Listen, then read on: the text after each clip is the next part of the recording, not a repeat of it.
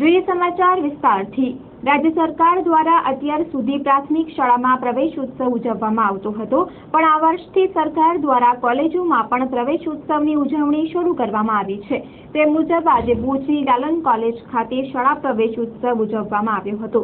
ગુજરાતમાં શાળાનો અભ્યાસ પૂર્ણ કરીને કોલેજોમાં પ્રવેશ મેળવતા વિદ્યાર્થીઓના રેશિયામાં મોટો ફેરફાર છે, ત્યારે ઉચ્ચ શિક્ષણને ઉત્તેજન મળે અને વિદ્યાર્થીઓ ઉચ્ચ શિક્ષણ પ્રત્યે આકર્ષિત થાય તે હેતુથી ભુજની લાલન કોલેજ ખાતે આ કોલેજ પ્રવેશોત્સવનું આયોજન કરવામાં આવ્યું હતું, જેને ચલો કોલેજ નામ અપાયું હતું। કોલેજ કક્ષાએ યોજાયેલા આ પ્રથમ પ્રવેશોત્સવના પગલે કોલેજના સ્ટાફની સાથે વિદ્યાર્થીઓમાં પણ ભારે ઉત્સાહ દેખાતો હતો।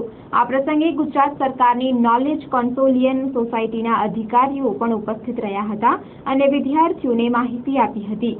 ઉચ્ચ શિક્ષણ માટે વિદ્યાર્થીઓને પ્રોત્સાહિત કરતા પગલાં કે જે રાજ્ય સરકાર દ્વારા લેવાઈ રહ્યા છે તેની પણ જાણકારી અપાઈ હતી। આ પ્રસંગે માત્ર લાલન કોલેજના જ નહીં પણ કચ્છની અન્ય કોલેજના અધ્યાપકો અને આચાર્યો પણ ઉપસ્થિત રહ્યા હતા અને જાણકારી આપી હતી। આ પ્રસંગે ઉપસ્થિત રહેલા આદિપુરની તોદાણી કોલેજના પ્રિન્સિપાલ તથા અમદાવાદની નોલેજ સોસાયટીમાંથી આવેલા શ્રી સોમેશ મેનને ચંદ્ર ન્યૂઝ સાથે વાત કરી હતી। मैं नॉलेज कंसोर्शियम ऑफ गुजरात में प्रोग्राम ऑफिसर हूँ।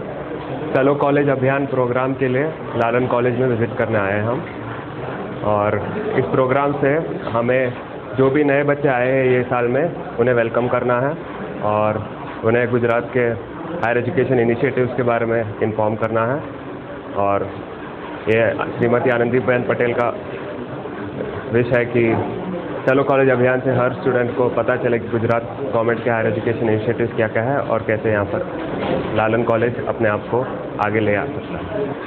સરકારશ્રીના ચલો કોલેજ અભિયાન અંતર્ગતના પ્રોગ્રામમાં લાલન કોલેજમાં નવા દાખલ થયેલા વિદ્યાર્થીઓને કોલેજની જુદી જુદી પ્રવૃત્તિઓ અને ખાસ કરીને સરકારશ્રીએ શરૂ કરેલા નવા ઇનિશિયેટિવ વિશે માહિતી આપવા અને એ પ્રમાણે લાલન કોલેજ વધુને વધુ આગળ જાય અને ઉચ્ચ શિક્ષણ ક્ષેત્રે ગુજરાત સરકારની જે સિદ્ધિઓ છે એમાં વધુ ઉમેરો થાય એના માટેનો આ પ્રોગ્રામ છે।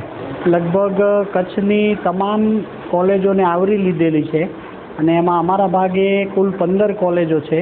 એમાં આજે બીજો દિવસ છે અને એમાં આ 8મી કોલેજ છે। લગભગ 1600 જેવા વિદ્યાર્થીઓએ આમાં ભાગ લીધો છે અત્યાર સુધી। આ કાર્યક્રમથી એમને એક નોલેજ કોન્સોર્ટિયમ ઓફ ગુજરાતે બનાવેલી સીડી છે, ફિલ્મ છે। આ ફિલ્મ બતાવવામાં આવે છે કે જેમાં અભ્યાસેતર જેટલી પ્રવૃત્તિઓ કોલેજોમાં કરવામાં આવે છે એ બધાની જ માહિતી એમાં આપવામાં આવેલી છે કે જેથી વિદ્યાર્થી પોતાની રુચિ પ્રમાણેની કોઈ પણ પ્રવૃત્તિમાં ભાગ લઈને પોતાનો સર્વાંગી વિકાસ કરી શકે।